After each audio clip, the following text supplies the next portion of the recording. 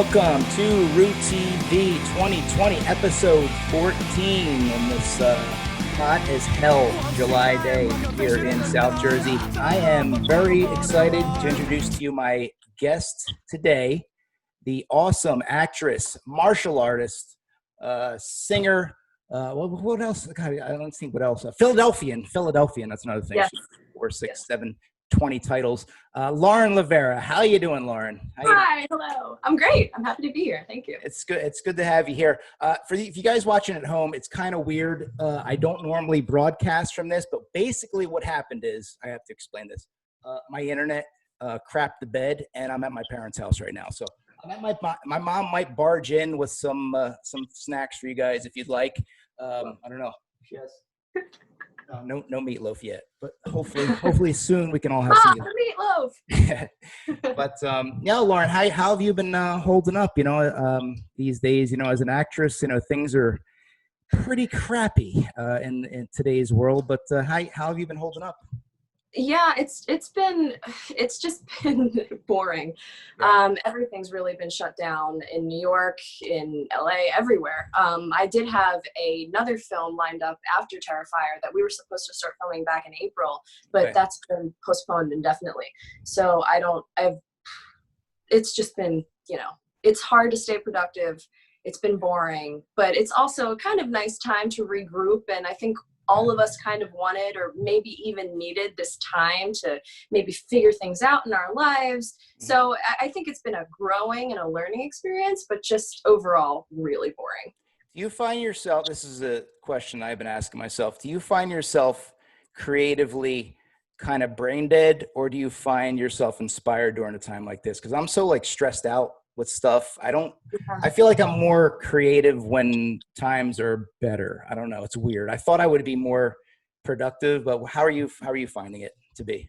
Yeah, it's kind of that, that saying goes, a body in motion stays in motion, and when you kind of stop, it's hard to find inspiration and motivation. Right. I think when this whole thing started, I was feeling very artistic. I was feeling like, I want to create, I want to do things.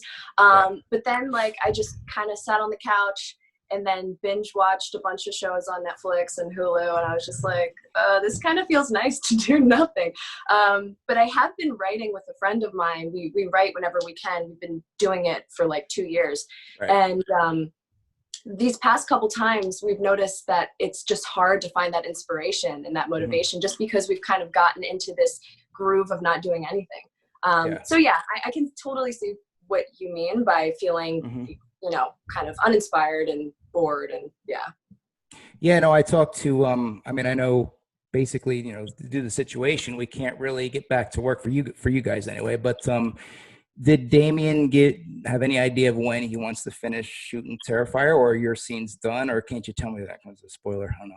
I don't even know what I can tell you, to be honest. Yeah. Well, I think I would probably err on the side of not telling me, because I don't want Damien to kill me. So I don't think he would kill you. I don't think he's really chill. He's laid back person. Okay. But I think I can tell you that they are starting to film again. I think I can tell you that. Okay.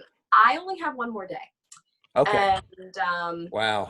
They do have a lot more to do that doesn't involve me. We kind of got my stuff out of the way very quickly back in 2019 and the beginning of 2020. But they're picking up again, and they're probably gonna hopefully finish soon. I don't know how much more they have to do, but hopefully soon. Yeah, I hope so. Now, Lauren, I don't normally ask my guests this, but since I kind of did a search. I don't think there's too many interviews with you, so not many people watching this really know your background. How exactly did you kind of fall into acting? Can you give me a Cliff Notes version of that real quick? Sure. I studied acting for a long time. I studied acting in college. It wasn't my major. I was a liberal arts major. I majored in law first, and then went to English literature with an Italian minor. But I still took theater. And gotcha. A couple of years ago, only 3 years ago, I really started to take it seriously, and I quit my day job. I was an optometrist. for a while, and I sold high-end eyewear and stuff. And then I was making really good money. And then I was like, you know what? I want to act. So I quit my job. I just threw myself into it, and here I am now doing it. So we come from similar type families. I have an Italian family. I think you do too. How did they react to that once you decided to go follow your dream? Were they supportive, or some were supportive, or? I have a very supportive family. They all were kind of like, follow your passion, follow your dream. Awesome. So awesome. Yeah, I've had support all around with my family, my friends. Yeah, I Italian families can be tough sometimes. So I get that. They kind of have a very traditional mindset. Yeah. But for the majority of my family, my intermediate family at least, has been very, very supportive and very about it. Like, just like, go for it, do it, follow your dreams. So I've been lucky. So I did read that you went to one place that I kind of admire. Well, I do admire, UCB, Upright Citizens Brigade Theater in New York City. Can you tell me something about that experience? I'm about to get emotional. I'm so sad because they shut down. Oh, really? Shit, I didn't even know that. They shut down, at least in New York. I don't think they shut down the theater in Chelsea. Okay. But they shut down their facility in New York because of the pandemic. Their funds weren't there. And I mean, a lot of businesses have been going through that. It's really sad. But my experience there was unreal. It was, I mean, absolutely worth it. It's not cheap. It wasn't cheap. Yeah, no, I don't, yeah, for sure, yeah. But it was worth it. And it's definitely, at the end, when you graduate, you can get on stage and you can work your improv skills. And that is so fun. It's so fun to have that relationship with the audience and kind of feeling, you know, what works and what doesn't. Improv, I feel like I was tripping over myself a lot when I first started. I was like, I don't know what's working. I don't know what doesn't, but I learned a lot. Improv is not easy. So it was definitely fun, and it definitely helps working on film and on camera, knowing and having an improv background. No, for sure. And, you know, it's my opinion that improv not only helps you in film, but like, I don't know, it's just a good life skill to have, to be able to think and talk on your feet. Before I was going to, of course, ask you about your acting, but have you found that in different roles, it kind of varies because some directors want you to stick specifically to the script, but like there's certain ones, maybe you haven't experienced them yet, that can let you kind of branch off and improv a little bit. Have you been able to improv a little bit on a script, or not yet? Yeah, absolutely. Oh, cool. Okay. And improv doesn't always need to be like spoken word. I feel like you can improv a feeling, you can improv a thought. Yeah. Right. I feel like you can improvise a button at the end of the scene. It can be a lot of, like you said, it's a beneficial skill to have, even if you're not using it for your words. You can improvise a lot of different ways. So absolutely, even if it's not me using lines or lines that aren't in the script, I've used it from the moment I learned it and will continue to use it. It's an invaluable skill to have. For sure. And now, in general, were you interested in just improv, or was comedy something? Because obviously, Terrifier is the opposite of comedy. It's, are you interested in any comedy work, or? Yeah, I'm absolutely interested in comedy. I love horror. I mean, horror is my life. Halloween is my favorite. Sure. But comedy, I think, is just a whole other monster. It's a whole other skill that I definitely would need to fine tune if I wanted to continue on that path. I'm mainly used to doing dramatic work, TV work, stuff like that. But comedy, it's so fun. And the actors that can do comedy are superb and amazing. And I mean, Dave, for example, David Howard Thornton, he's great. Right. He told me about that. He came from a comedy background too. Yeah, for sure. So I'm 100% like absolutely would do it if I could. Awesome. Now, jumping from comedy to horror, this is a crazy thing I've thought about. Maybe you've thought about this too. Your character from Terrifier to Sienna, I don't think there's ever been a character that has already like been beloved by fans, and there isn't even a teaser out yet. Like the trailer is not out yet, let alone the teaser. The movie isn't freaking out yet. It's like, but I'm seeing fan art. I'm seeing like dedications. I'm seeing like, you know, what, all that stuff. It's like, it's crazy how popular the character is already. Can you tell us a little bit about that? And also, without giving any spoilers, sorry, Damien, can you tell us a little bit about the character of Sienna? She seems like a very strong female lead, in my opinion. I mean, I haven't seen like pictures, that's it. But what can you tell us about that? Well, no, I love Sienna. I'm really excited to talk about her and dive into it. I've been really floored and overwhelmed by the love that Sienna's getting, and I'm thrilled because I love her. I think she's amazing. She's similar to me in some ways, but I mean, Damien wrote her, and I see a lot of Sienna in Damien, incidentally. Oh, really? Interesting. Yeah, okay. Absolutely. And we've spoken about that, and not even just Damien, but like even when I was cultivating who I believed Sienna was, I took a lot of aspects from different people on the crew, because it was a very small crew, very tight knit. Everybody worked so hard, and they were all just amazing. And I would try to take a sense of humor from somebody, or a sarcasm from somebody else, or maybe a feeling of insecurity from somebody else. So it was really a joint collective effort to make Sienna. Even it wasn't until I got into costume, or even like when she was wearing her school clothes, that I really understood who she was. I could truly step into her shoes. Can you still see me? I got you. Yeah, I got you. Okay. Yeah. Good. My phone is on 20% now, so I should probably get my charger at some point. But yeah, something about Sienna. She's artsy in a way. I mean, she is an artist. What I love about her is she's very insecure. She's like an insecure teenager. Okay.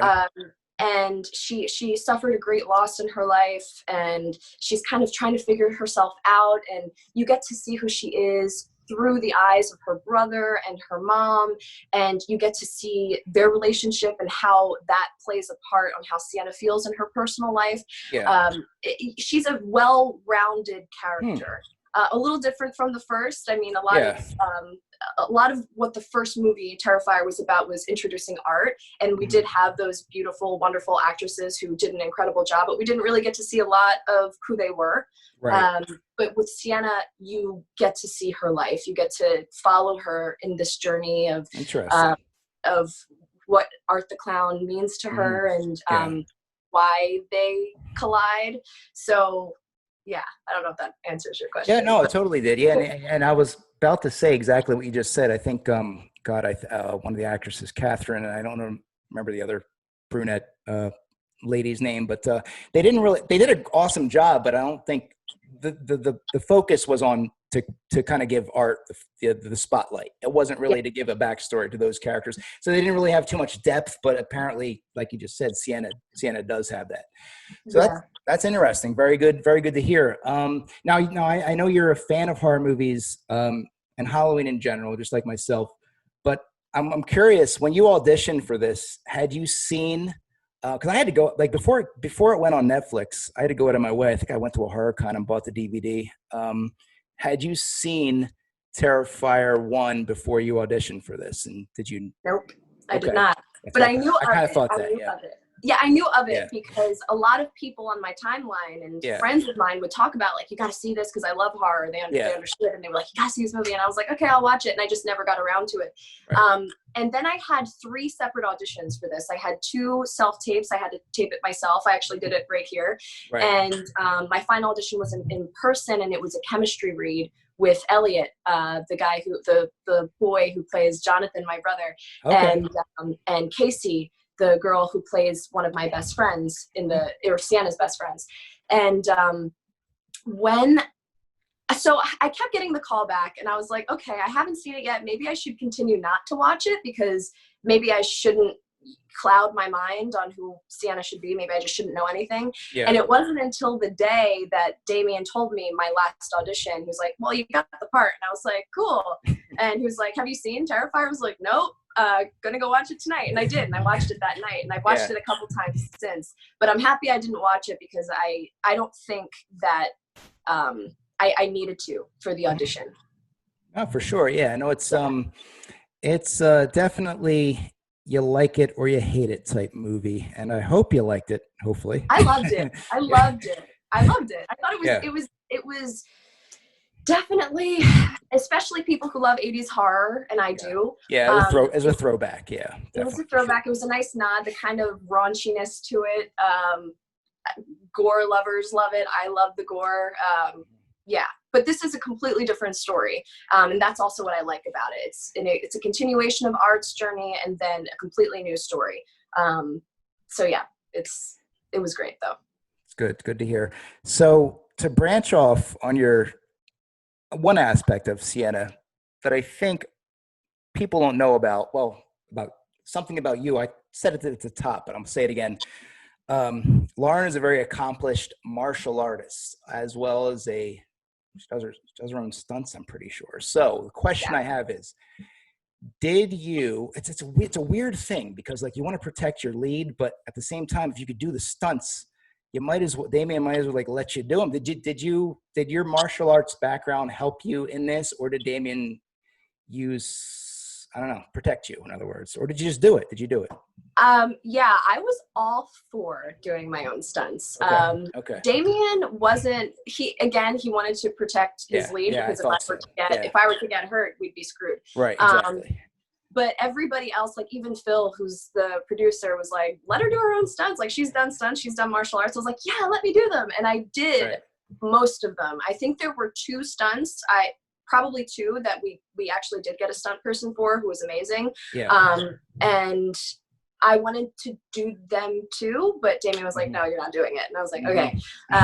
But that was because if anything had gone wrong, yeah, you gotta reshoot. Yeah, it would be hell, but for sure. Yeah. But the martial arts definitely did help, and I have experience with stunt work. I have a lot of friends who are stunt performers, and I train with them often and frequently. And they show you how to fall. If you can fall, you can do most stunts.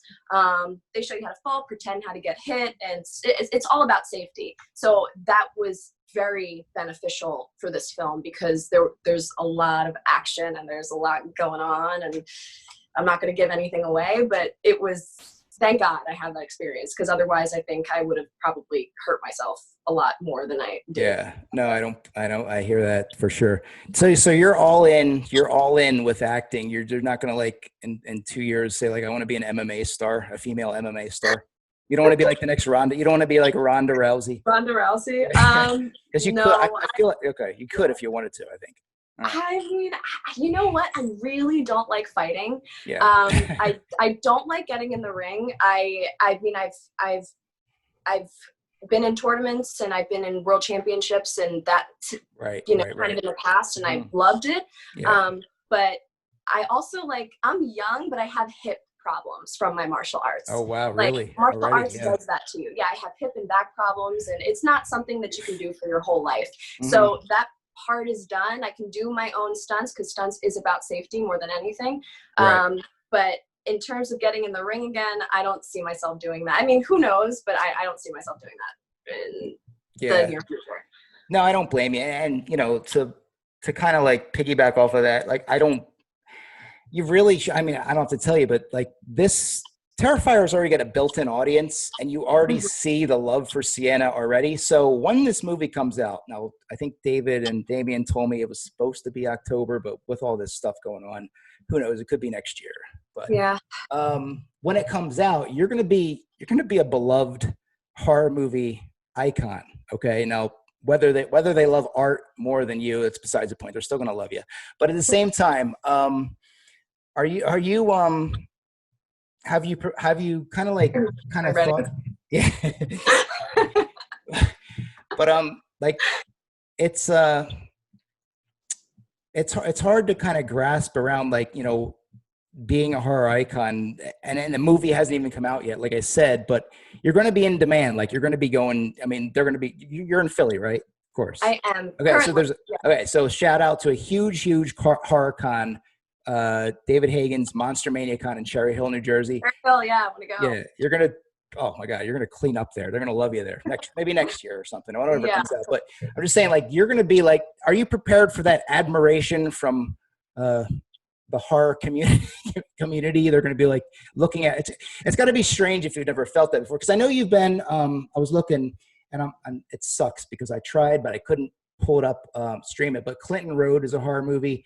Yeah. I didn't see it yet. I hope soon I want to see it. But you've been in a horror movie before, but this one definitely a lot more eyeballs are going to be on this. So are you prepared for that kind of mainstream admiration at HorrorCons?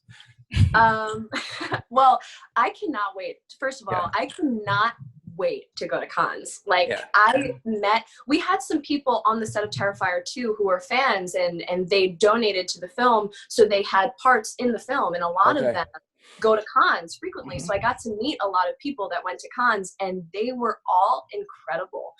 They were just incredible people. I still keep in contact with them. They made me feel so comfortable and just at home, because there is a little bit of that complex, like, do I belong here? That inferiority, like, should I be here? I don't know. So I'm very excited to go to cons, and that alone I'm very excited for. In terms of what you're saying, when I first met Dave, so me and Damien, he was doing I can't say, but we had gotten together for something for Sienna before we started filming. We were doing something special effectsy, and but I can't say what it is. And sorry.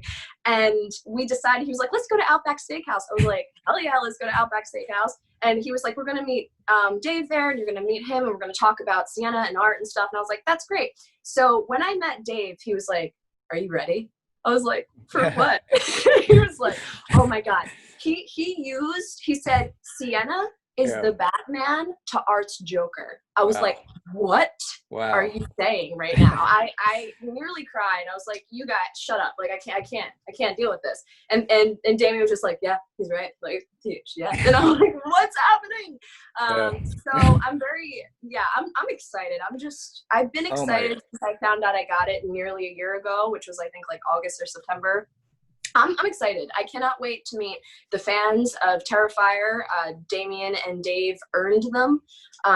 So I'm just happy to be a part of the family. And I'm just so excited. You know what's going to be the biggest, like, pinch my arm, wake me up moment is when, whether it happens this year or next, when you see a girl cosplaying as Sienna. That's going to be so weird.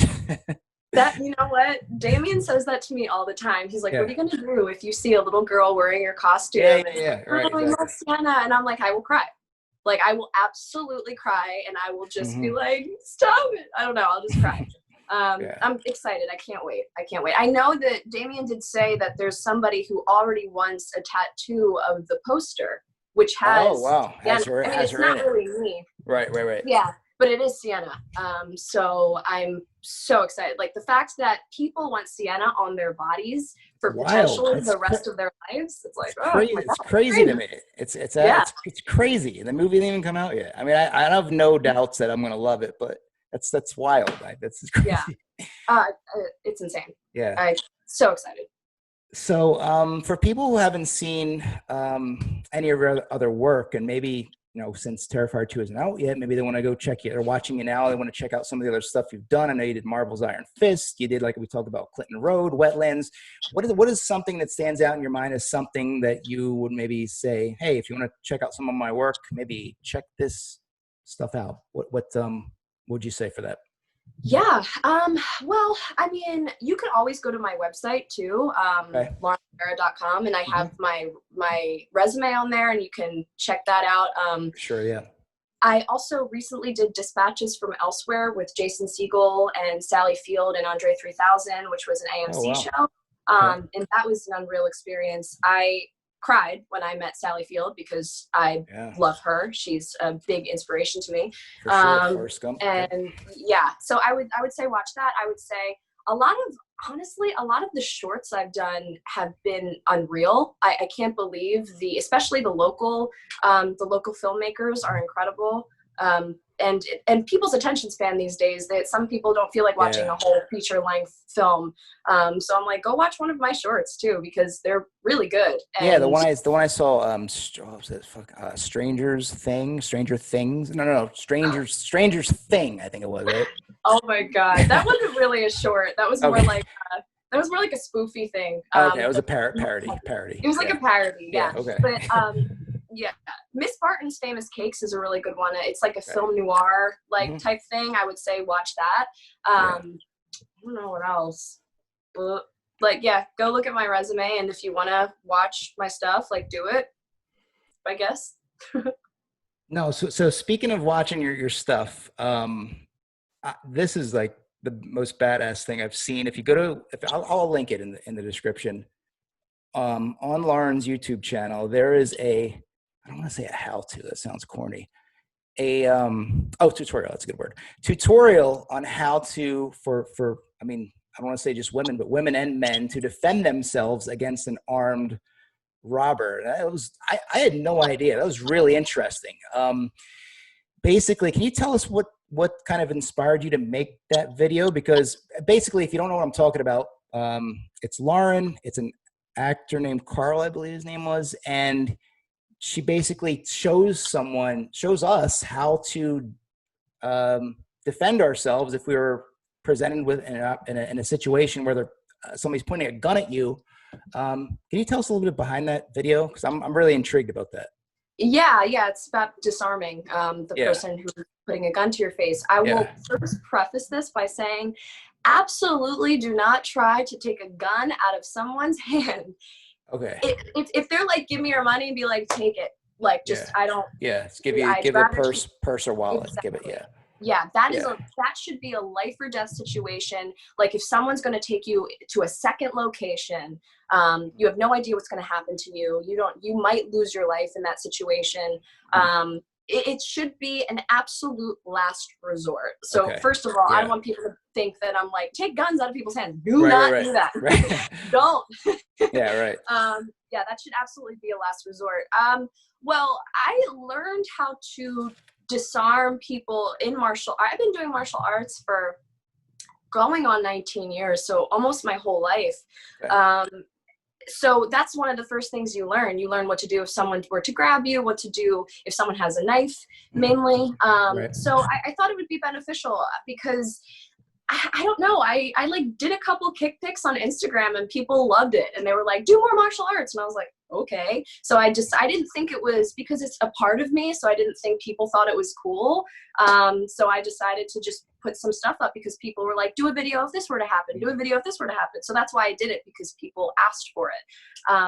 If people were to ask for more types of stuff, I'd probably do it. But it was really just to give people insight on what I've learned throughout my life. And God forbid, I haven't really been in a situation where I've had a gun to me, and hopefully the majority of people won't be in that situation. But it'd be good to know. I do know how to use a firearm. I'm not crazy about guns, but I do know how to use one just in case, and so I think it's just beneficial to know, because we do live in a country where guns are legal and you never know what could happen. So for sure. Yeah, no, absolutely. I don't know. Even after learning that was enlightening to me, but I'm still not confident. So if that ever happens to me, can I call you? And are you a fast runner? And you can just like kick the shit out of the person that's doing that to me, please. Just like real quick, like a kick to the head. I can run. I'll run, and then kick then run. Kick then I'll run. Okay. I hate running, but I will absolutely drive to you, and I will kick their ass 100%. You give me a call, I'm there. Thank you very much. But I'm making light of that, but that is a serious issue, and it's a very, very interesting. Speaking of serious issues, before we wrap it up today, Lauren, I'm very proud of you, of how outspoken you are on social media about things that are going on in our crazy, screwed up world that we're living in today.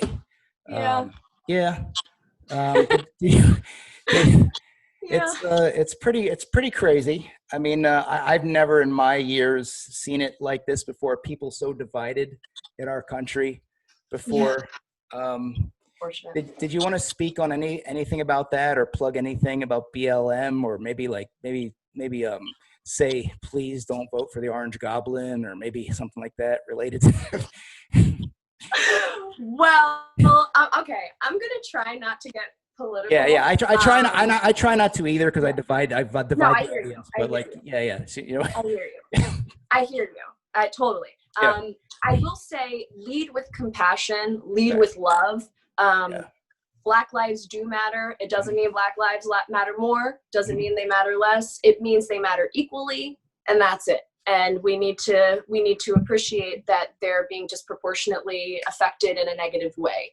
And we need to address it, and we need to talk about it. And I'm just so happy that there's dialogue, even though people are divided, and there are people that have very strong views about it. And I'm very upset that it's been politicized where it really shouldn't be, because human rights should not be politicized. Right, civil rights should not be politicized. It should be these group of people that have been wronged for so long matter, and that's it. I don't know what's wrong about that, but whatever.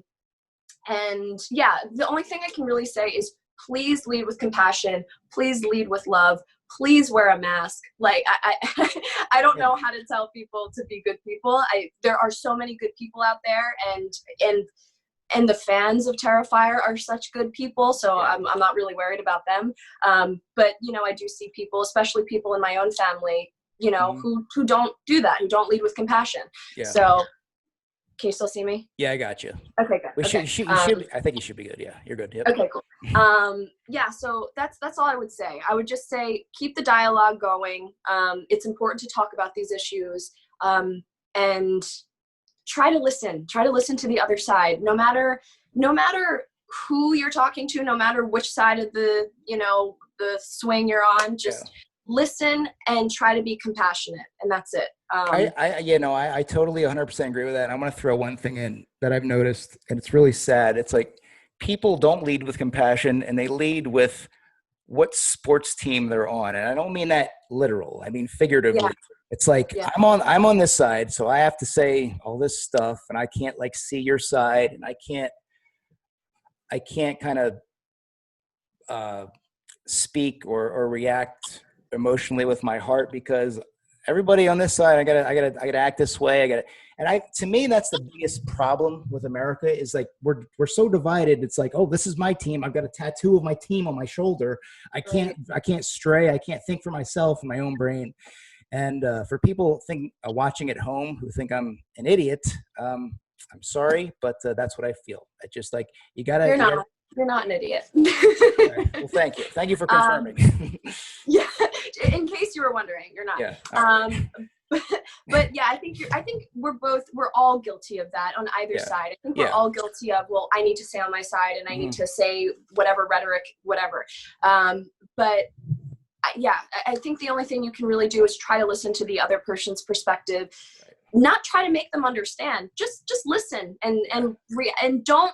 I think what a lot of people, the problem is when you're having a conversation with someone, especially about these high emotion issues, is people won't listen. They'll just think about what they're going to respond. Like they're not actually digesting. There's something, and I'm not, I don't want to cut you off, but there's something I have to say. I had a guest earlier, was it last year or this year? This year, Glenn Humplick, former co-host of the Tom Green Show. He taught me something about something called confirmation bias. It's when you get an idea in your head. So maybe your idea is Donald Trump's opinion is the end all be all and everything he says is right. If you have that in the back of your head, you're not going to listen to any other person, because you've already convinced yourself, and you'll say anything to confirm your opinion. Your bias. Your bias. So it's like, that's a big problem too, and it's a big problem when talking to people and friends and family members who don't quite want to engage in civil discourse. They just want to spew at you. I think you understand that, right? Yeah, absolutely. And I think that you also want to surround yourself with people that are not like-minded. Otherwise, it becomes an echo chamber. True. And you just you're in a bubble. Yeah. Exactly. So I think it is important to engage in conversation as civil as possible, with respect, hopefully, and you can maybe learn from the other side, or there really shouldn't be sides. Everybody should just be compassionate, and that's what's frustrating. But I think you're absolutely right. And I think as long as we do continue to engage in this conversation in a respectful manner, that this is all a good thing, personally. So that's just my take. No, I totally agree with that. Well, Lauren, before we get out of here, I just want to say thank you for coming on the show this week. It's been awesome. Yes, thank you. Oh my God, thank you so much for inviting me. I'm thrilled to be here. I can't wait to talk more about Terrifier 2 and Sienna. So will always love to talk. So for sure. And for people who have no idea who you are or where to find you, where can they find you on social media? Can you any plugs or any plugs for you? You want to give any plugs for us? Yeah, we'll definitely follow at Terrifier 2 official. I think it's _official for updates on Terrifier 2. Follow Damian Leone, follow David Howard Thornton, and follow the Fuzz guys, Fuzz on the Lens. I think that's their thing. Mine is at Lauren LaVera, and that's most places, on Twitter, on Instagram. I don't know if I'm going to do TikTok yet. I keep hearing things. Yeah, so. no, I stay away from it. For me, I don't know. I hear you. I might cave one day, but for now, no, I'm not doing it. yeah. I still want to feel it out before seeing it's like whatever. And Facebook as well. You can find me on Facebook, Lauren LaVera, LaVera, and I'm happy to talk and meet people. So find me for sure. Thank you so much. For everyone today. Let me see if I don't think we're not getting the meatloaf today, Lauren. My mom. Next time. No. Tell her I'm going to hold her to it. Yeah. Next time. Next week, next time Lauren's on the show, just bring the meatloaf, Mom, please. Thanks. Meatloaf. She heard me. I'm sure she heard me. She's probably here with a cup to the door, I'm pretty sure. So, all right. For myself, for Lauren, I want to say thank you guys for watching. Make sure you go see Terrifier 2 when it comes out. Everybody be safe, and we'll see you all next week. Thanks, guys. Cheers.